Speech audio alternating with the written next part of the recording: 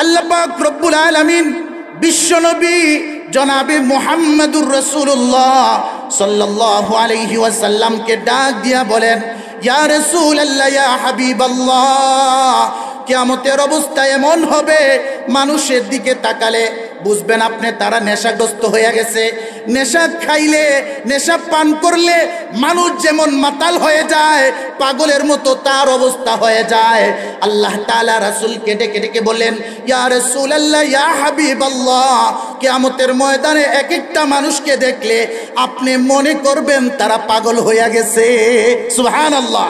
কিয়ামতের আতঙ্কে, কিয়ামতের ভয়ে তারা পাগল হয়ে যাবে। পুরা পৃথিবী আল্লাহ পাক রব্বুল আলামিন তামার জমি বানাবেন, তামা দিয়ে জমিটাকে তামা দিয়ে রূপান্তরিত করে দিবেন। সুবহানাল্লাহ বলেন। তামা দিয়ে কেন রূপান্তরিত করবেন? অনেক বিস্তারিত কথা সংক্ষিপ্তভাবে বলছি।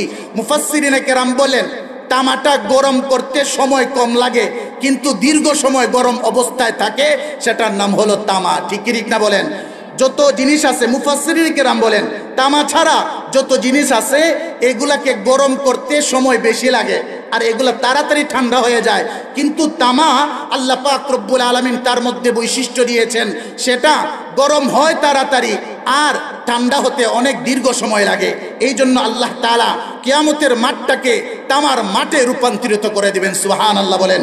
মুহতারাম হাজরিন, রাসূল করিম সাল্লাল্লাহু আলাইহি ওয়াসাল্লাম বুখারী শরীফ এবং মুসলিম শরীফের মধ্যে একটা হাদিস বর্ণনা করে বলেন, ও আমার উম্মতেরা, তোমরা যদি চাও কিয়ামতের বিভীষিকাময় অবস্থাতে তোমরা আল্লাহ পাক রব্বুল আলামিনের স্পেশালি আরশের ছায়ার নিচে থাকতে, তাহলে তোমাদের মধ্যে 7 গুণের একটা গুণ আনতে হবে।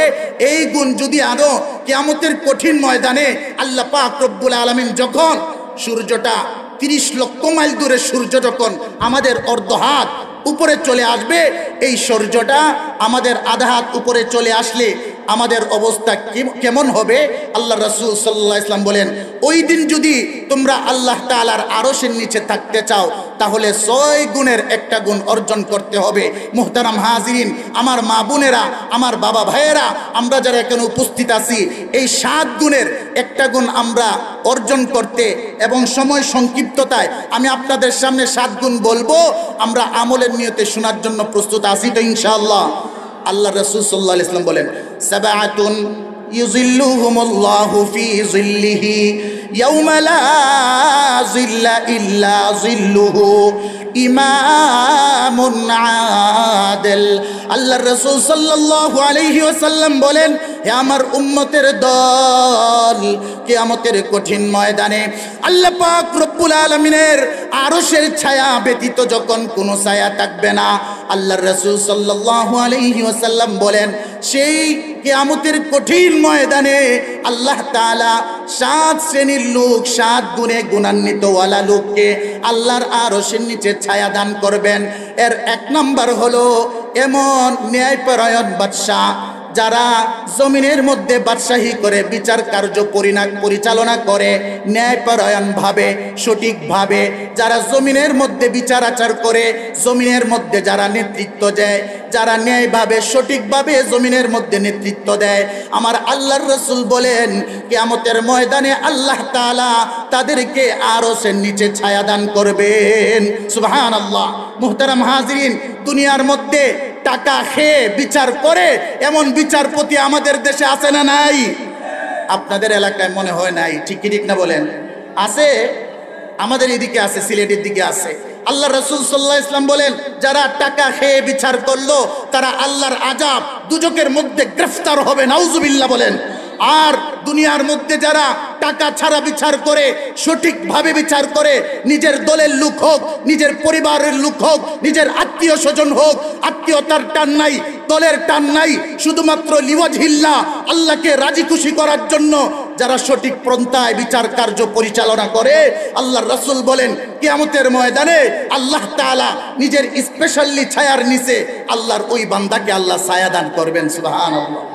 মুহতারাম হাজিরিন, এই জন্য আমরা ন্যায়পরায়ণ বাদশা, ন্যায়পরায়ণ বিচারপতি হইতে আমরা রাজি আছি তো ইনশাআল্লাহ? আমরা সবাই কিন্তু বিচারপতি, ঠিক না বলেন?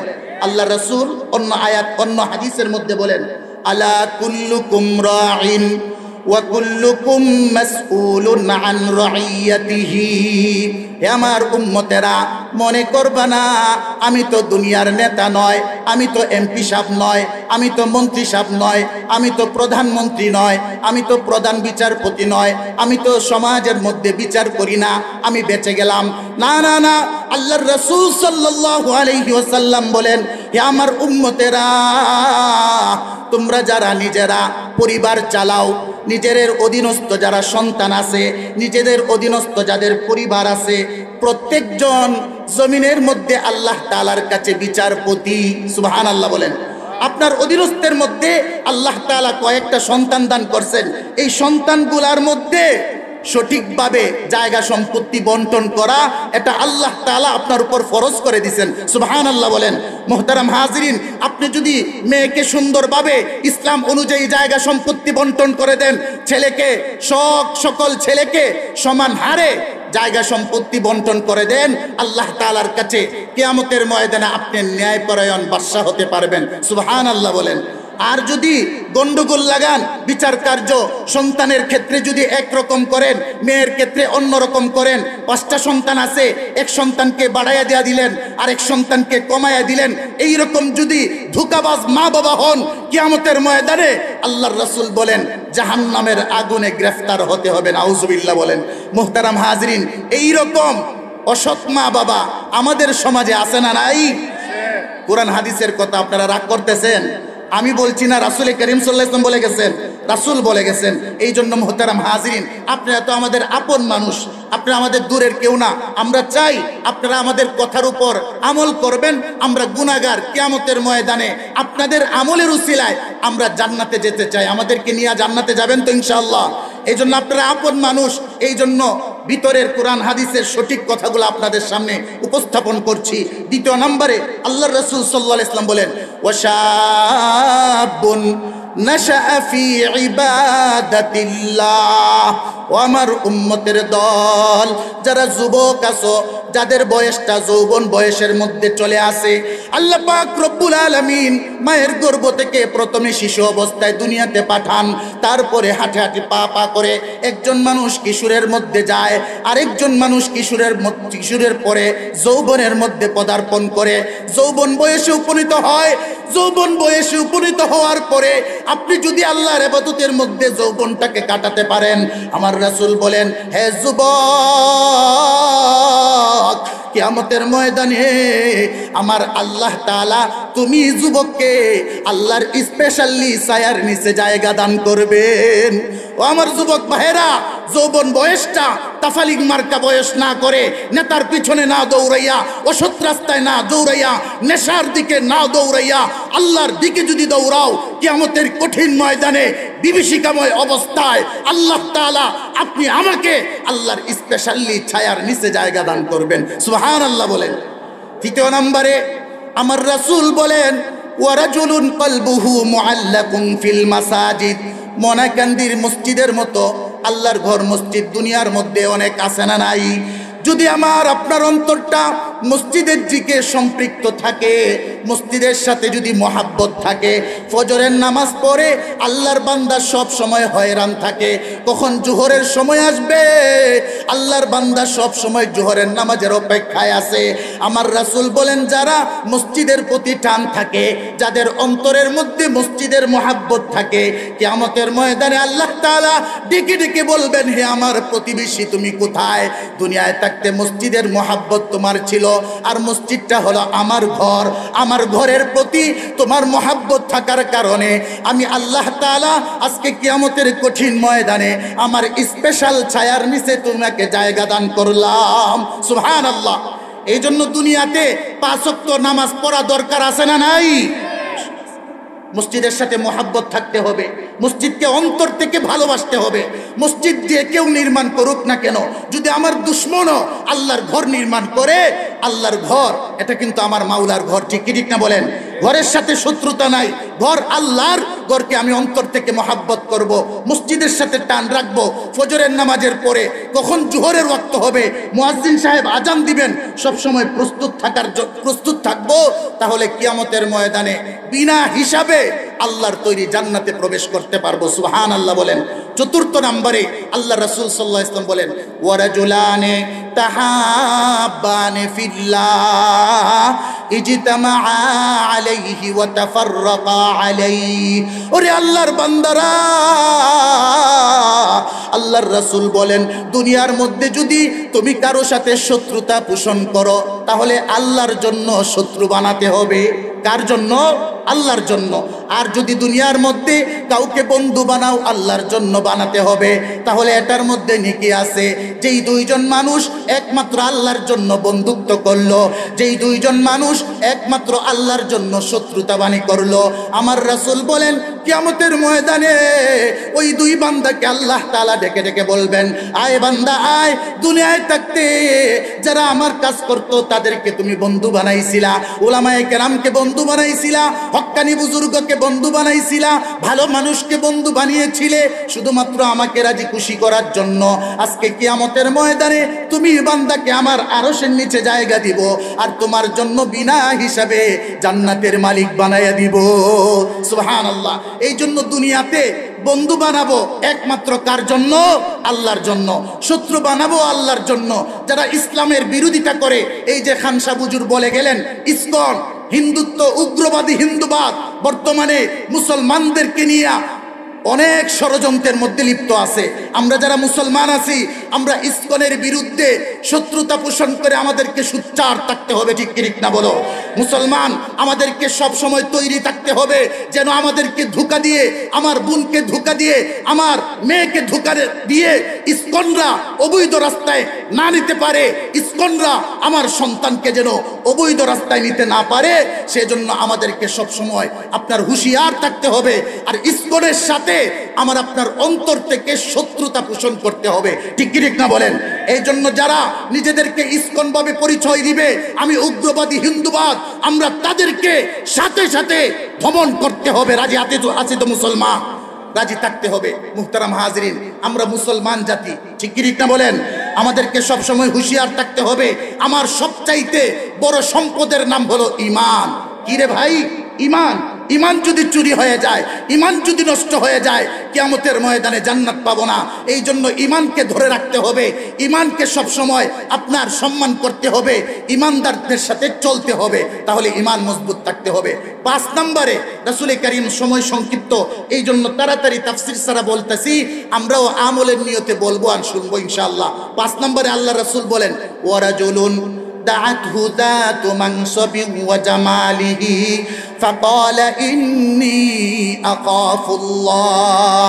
ও আমার যুবক ভাইয়েরা, কোন সুন্দরী রমণী রূপসী যদি তোমাকে প্রেমের প্রপোজ করে, প্রেমের প্রস্তাব দেয়, আর সাথে সাথে যদি বলো আমি মুসলমান, আমি আল্লাহকে ভয় করি, তোমার প্রস্তাব আমি গ্রহণ করতে পারবো না। কেন? বিশ্ব নবী অবৈধভাবে সম্পর্ক করার জন্য নিষেধ করে গেছেন। আমার যুবক ভাইয়েরা, যদি আল্লাহকে ভয় করে যদি তাদেরকে ছেড়ে দিতে পারো, তাদেরকে পিঠ প্রদর্শন দেখাতে পারো, আমার রাসূল বলেন কিয়ামতের ময়দানে আমার আল্লাহ তাআলা যেদিন আরশের ছায়া দান করবেন, ওই দিন ওই যুবকগুলাকে আল্লাহর আরশের নিচে জায়গা দান করবেন। সুবহানাল্লাহ। যে যুবকরা বলেছিল সুন্দরী, এমনকি আপনার সাহেবে মাল, সাহেবে জামাল, আপনার সম্ভ্রান্ত ফ্যামিলির মেয়ে, এমনকি টাকাওয়ালার মেয়ে আপনাকে প্রস্তাব দিছে, আল্লাহ রাসূল জানতেন যে যদি সুন্দরী হয়, আবার টাকাওয়ালা হয়, আবার বংশধর হয়, যদি এই রকম মহিলা আমার কোনো উম্মতকে প্রস্তাব দেয়, তাহলে তার মনটা তাড়াতাড়ি গলবে। ঠিক কি ঠিক না বলেন? যদি সুন্দরী রমণী, টাকাওয়ালা, সম্পদওয়ালা, আপনার বংশওয়ালা এমন মহিলা যদি আমাকে আপনাকে প্রস্তাব দেয়, যুবকরা তো পাগল হইব, বুড়ারা আরো আগে প্রস্তাব গ্রহণ করব। ঠিক কি ঠিক না বলো মুসলমান? এই জন্য আল্লাহ রাসূল বলেন, ওয়ারাজুলুন যাতু মানসাবি ওয়া জামালিহি, যদি কোনো সুন্দরী রমণী তোমাকে প্রেমের প্রস্তাব দেয়, সাথে সাথে তুমি প্রস্তাবকে নাকুচ করে দাও, আমার আল্লাহ খুশি হবেন, আমার রাসূল খুশি হবেন। কিয়ামতের ময়দানে আল্লাহর আরশের নিচে জায়গা পাবেন, আর কিয়ামতের ময়দানে আল্লাহ তাআলা বিনা হিসাবে জান্নাতের মালিক বানায়া দিবেন। সুবহানাল্লাহ। 6 নম্বরে আল্লাহ রাসূল সাল্লাল্লাহু আলাইহি ওয়াসাল্লাম বলেন, ওয়ারাজুলুন তাসাদ্দাকা ইখফাআন হাত্তা লা তা'লামা শিমালুহু মা তুনফিকু ইয়ামিনুহু। কিয়ামতের ময়দানে আল্লাহ পাক রব্বুল আলামিন ওই লোকদেরকে আরশের নিচে জায়গা দান করবেন যারা দুনিয়ায় থাকতে ডান হাতে খরচ করত, বাম হাতও জানতো না, বাম হাতে খরচ করত, ডান হাত জানতো না, মানে তার পাশের লোকজনরাও জানতো না, গোপনে সদকা করত, গোপনে আল্লাহর রাস্তায় দান খয়রাত করত। এই গুণে গুণান্বিত আল্লাহর বান্দারা যারা আছে কিয়ামতের ময়দানে আমার আল্লাহ তাআলা ওই গুণান্বিত ওয়ালা বান্দাদেরকে আল্লাহর আরশের নিচে জায়গা দান করবেন। সুবহানাল্লাহ। মসজিদ মাদ্রাসাতে দান করলে সওয়াব আছে না নাই? অবশ্যই আছে। মনাইকান্দি মসজিদ আপনাদের দানের কারণে হইছে, আরো যদি দান করেন আল্লাহ পাক রব্বুল আলামিন খুশি হবেন। কিয়ামতের ময়দানে আল্লাহ তাআলা আল্লাহর আরশের নিচে জায়গা দান করবেন। সুবহানাল্লাহ। 7 নম্বরে আল্লাহর রাসূল সাল্লাল্লাহু আলাইহি ওয়াসাল্লাম বলেন ওয়ারাজুলুন যাকারাল্লাহ খালিয়ান ফাফাদাত আইনা। দুনিয়ার মানুষ যখন ঘুমিয়ে থাকে, দুনিয়ার পশু পাখি যখন ঘুমিয়ে থাকে, দুনিয়ার সব যখন ঘুমিয়ে থাকে, অন্ধকার বিভোর অন্ধকার রজনীতে কনকন শীতের মৌসুমে আপনার শেষ রজনীতে একজন মুসলমান উঠে যদি আল্লাহ তাআলার ভয়ে চোখ থেকে পানি প্রবাহিত করে, আল্লাহর রাসূল বলেন ও শেষ রজনীতে ইবাদত বন্দকারী, আপনার ইবাদত বন্দিগিকারী আমার উম্মতেরা শুনো, তোমাদের ব্যাপারে সুসংবাদ, কিয়ামতের ময়দানে আল্লাহ তাআলা আল্লাহর আরশের নিচে জায়গা দান করবেন। সুবহানাল্লাহ। দুনিয়াতে যদি আল্লাহর ভয়ে চোখ থেকে এক ফোঁটা পানি ফেলাতে পারি, কিয়ামতের ময়দানে আল্লাহর রাসূল বলেন চোখের ফুটা তোমার নাকের ডগার আপনার নাকের ডগায় আসার আগে আগে আল্লাহ তাআলা তোমার জিন্দেগির পিছনে সমস্ত গুনাহ মাফ করে দেন। এই জন্য আল্লাহর ভয়ে কান্না করার অভ্যাস মুসলমান আমরা অভ্যাস করব তো ইনশাআল্লাহ। শেষ রজনীতে ইবাদত করা, যেটাকে তাহাজ্জুদ বলা হয়, শেষ রজনীতে ইবাদত করার গুণ, আমরা এই গুণে গুণান্বিত সবাই হব। এই সময় আল্লাহ তাআলাকে ডাক দিলে আল্লাহ তাআলা খুশি হন। এই সময় আল্লাহ তাআলার কাছে দোয়া করলে আল্লাহ তাআলা নিজেই খুশি হন। মুহতারাম হাজিরিন, হাদিসের মধ্যে আসছে শেষ রজনীতে আল্লাহ তাআলা একদম প্রথম আসমানে চলে আসেন আর বলেন, হো আমার বান্দা, তুমি কি রোগে আক্রান্ত আছো? আমার কাছে চাও। দুনিয়ার কোনো ডাক্তার তোমার রোগের কাছে ফেল হয়ে গেছে, আমি আল্লাহ তাআলার কাছে চাও, যত কঠিন রোগ হোক না কেন আমি তোমার সমস্ত রোগকে শিফা দান করব। সুবহানাল্লাহ। যত অভাব আছে, তুমি ঋণগ্রস্ত, তোমার সন্তানের চাকরি হয় না, তোমার অসুস্থতা, যত ধরনের সমস্যা আছে, সমস্ত সমস্যার মধ্যে সম্মুখীন হইয়া শেষ রজনীতে আল্লাহকে যদি একবার আল্লাহ বলে ডাক দেই, আল্লাহ রাসূল বলেন আমার আল্লাহ তোমার দোয়া কবুল করবেন। তোমার জীবনের হাজত, তোমার জিন্দেগির গুনাহ সব কিছু আমার আল্লাহ তাআলা মাফ করে দিবেন। সুবহানাল্লাহ। দুনিয়ার মধ্যে শুধু মাফ করবেন না, কিয়ামতের ময়দানে আল্লাহর আরশের নিচে জায়গা দান করবেন। আর রাসূল বলেন কিয়ামতের ময়দানে এক একজন বান্দাকে, শেষ রজনীতে ইবাদত করনেওয়ালা বান্দাকে আল্লাহ তাআলা বিনা হিসাবে জান্নাতের মালিক বানায়া দিবেন। সুবহানাল্লাহ। এই জন্য এই 7 গুণ অর্জন করতে, যে কোনো একটা গুণ যদি অর্জন করতে পারি, কিয়ামতের ময়দানে আল্লাহর আরশের নিচে জায়গা পাবো। আল্লাহ তাআলা স্পেশালি ছায়া দান করবেন, বিনা হিসাবে জান্নাত দান করবেন। এই জন্য আমরা কিয়ামতের অবস্থা স্মরণ করে করে 7 গুণে গুণান্বিত হওয়ার জন্য আমরা সবাই রাজি আছি তো ইনশাআল্লাহ।